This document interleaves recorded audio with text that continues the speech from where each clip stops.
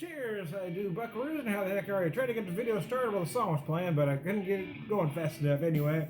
We did have some Legs Diamond playing, but now we've moved to some Studebaker John, man. So anyway, my daughter got me this hot sauce. Shit the bed, Aussie hot sauce. What do you think this will do? Make me do shit the bed, shoot flaming kangaroos out my butt, or sharp my pants? It may very well make you do all three. I had some the other day.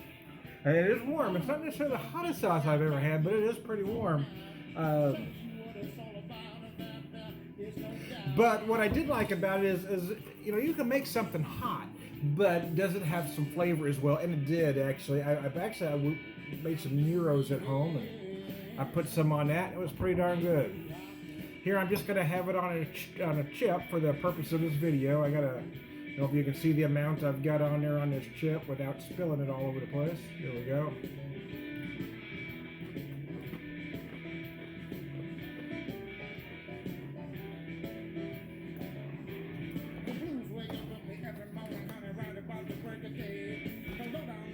There is some lingering heat. There's some sweetness. You can feel the peppers. See if I can, oh, darn. I get my eyes to focus here. The first ingredient listed is orange juice, which is where you feel some of that sweetness from. Orange juice, chili peppers, scorpion and bird's eye, brown onions, apple cider vinegar, garlic, coconut sugar, cilantro, lime juice, goji berries, ginger, salt. Salt's kind of down the food chain. I kind of like that. Potato starch made with Himalayan pink salt. So there is some good ingredients in here. It is a nice sauce. It's a good all-purpose sauce. Good all-purpose hot sauce. Certain sauces I want when if I'm eating Mexican food. Certain if I'm eating some Chinese or Thai. But it's kind of a good all-purpose. Works with about everything. So I decided to do this video. Hot sauce. Hot sauce, hot sauce, whiskey, and beer. I was going to title it, but I got off I got off track there for a second. Cheap beers. I've got Life Coach Lager here. Cheap beer. Decent whiskey, because we're not quite there to good.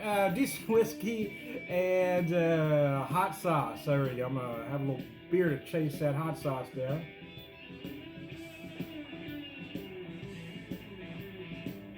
In my classic Hamm's glass, I'm going to set that off to the side for a second, and we're going to go to the whiskey. What I've got here is I've got 2 ounces chilled of classic Jack Black, an 80 proof whiskey. What bothers me most about Jack, and those of you that have listened to me before are probably tired of hearing me say it, is it frustrates me that I know it was originally a 90 proof whiskey, went to an 86 proof in the mid 80s, I believe, and now it's an 80, but they're still coasting on the name. And that frustrates me. A lot of people still think it's a 90 proof, even though it hasn't been for quite some time. But what I also have for a whiskey here is some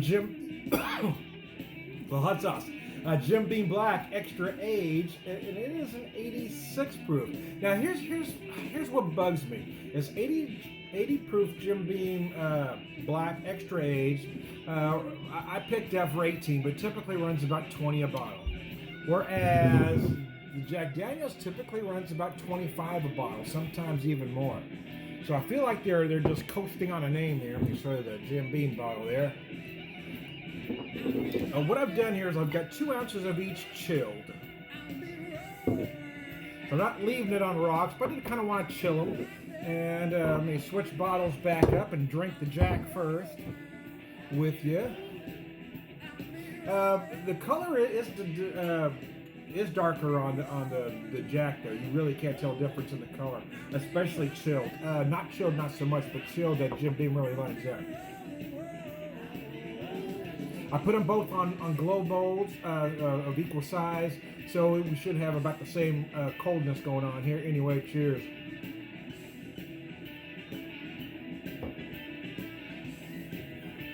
Wow. It's a little bit. You can drink this any way you want. If you want to do shots, do shots. If you want to mix it in some soda pop, mix it in soda pop. I really don't give a rat's ass. But if I'm doing a shot of this, which doesn't happen often, I'm not really a do shots kind of guy anymore. I do prefer it. I do prefer it chilled like I've got it right now, because it does bring all those sugars to the surface.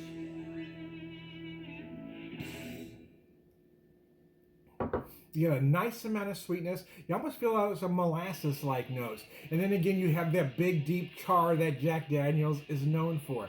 So whether you love Jack Daniels or hate Jack Daniels, what you can't deny about Jack Daniels is it's distinctive. And a lot of folks like it for just that reason, because it does have a distinctive flavor. However, every once in a while they'll do versions, 86 proof versions, and it isn't much better whiskey the higher proof it goes. As a 90 proof, it was outstanding, but you take it down to an 80 and it loses something in translation, in my opinion.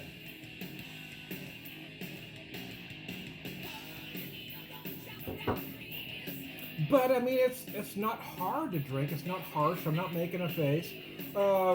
It's just. I don't feel that it deserves the name recognition that it gets. I mean, it's still coasting on the fact that it was a 90 proof whiskey. It isn't the same as it was. If I'm going to pay the amount that they want for stuff like this, I'm going to buy something else. Especially when I can get this Jim Beam for typically about $5 less. I'm going to take a drink of the Beam and kind of compare the two now. Got some Legs Diamond back on the radio. Oh, Beer Whisperer Radio.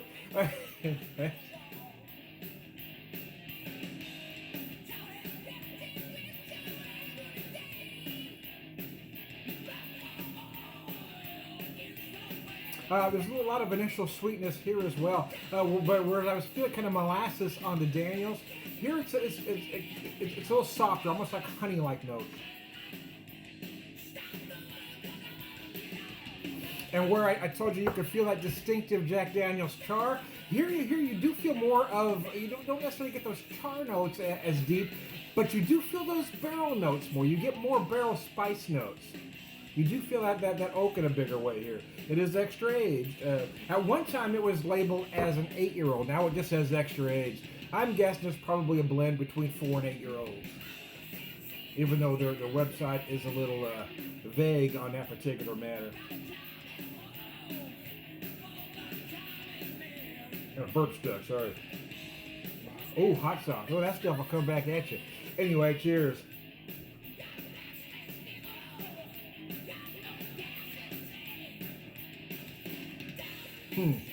All right, let's finish that Jack up. Red light. Got some Legs Diamond back going on. Anyway, cheers, y'all. I am Tom the Whiskey Whisperer. Who else would I be, man?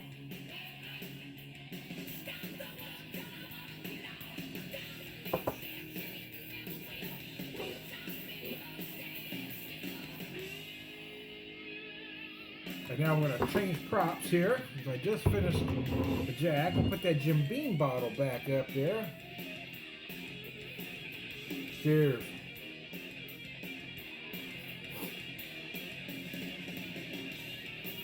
Sorry.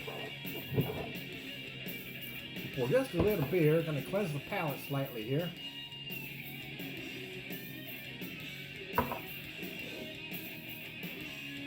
Here's to you and here's to me. If ever we should disagree, fuck you and here's to me. Cheers.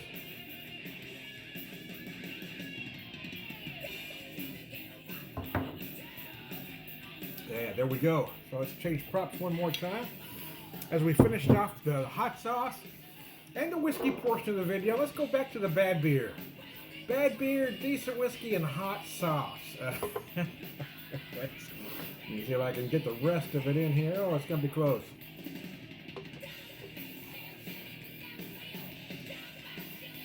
It goes under the category. It is what it is. It is a very cheap 30-pack beer. It is a macro lager. Life Coach. I bought it just for the name, to be honest with you.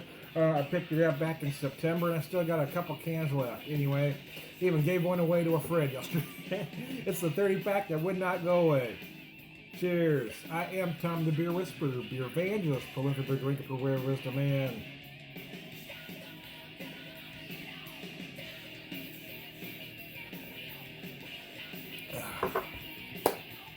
All right, good guy. Cheers, y'all. Again, cheap beer, bad beer, decent whiskey, and hot sauce. Cheers, y'all.